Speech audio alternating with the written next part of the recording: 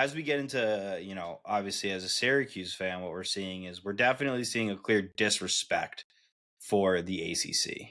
Um, it's not surprising, Miami and Tulane end up jumping in there as 11 and 12 because they're the two conference champions that make it. Um, it's sad to see where the ACC is, but it's not surprising at the same time because the ACC is just one of those conferences that's not as good as the other ones this year. Last year I would have argued that the ACC did have some quality teams. This year I just can't argue that. I don't think any of these ACC teams are going to walk into this playoff and truly be able to compete. Um, they may be able to pull off a one-game upset. Miami might be able to beat Ole Miss. I think they definitely could play with Ole Miss. I don't think Miami's playing with Ole Miss and then beating Texas Tech and then going toe-to-toe with Indiana and winning. And then that's to get to the national championship. So that's just too many games.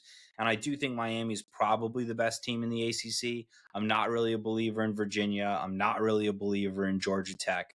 Um, that's kind of it in the ACC. I don't really think anybody else is even deserving of sniffing the playoff from our conference. Um, and it's sad because the ACC is going to continue to get disrespected, and they're going to continue to shoot themselves in the foot. A lot of the talk coming into the season is it's a one bid league with Clemson, and then you start with Florida State opening with a big win against Alabama. That Florida State team is now going to be lucky to scrap out a bowl season. They're 5-5 with 2 games left, and we're not sure they're better than either of the teams they're playing. They're probably going to get a bowl game, but to end 6-6 after starting your season with a win versus Alabama is definitely crazy. So the ACC is it's in a tough spot. I don't really see it getting much better in the near future. I think James Franklin being added to the conference is great for Virginia Tech. I don't know that what it does to raise the profile of the conference. It's not like you're bringing in a national championship winner. It's not like you're bringing in somebody who won the Big Ten.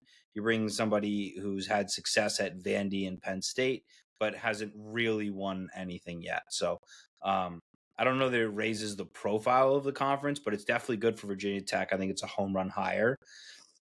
It seems like Florida State's going to hang on to Mike Norvell, and that's an interesting one for me because I just don't get that, to be completely honest with you. I just don't understand that one. I don't understand why they feel the need to hold on to Mike Norvell, but it seems like they do.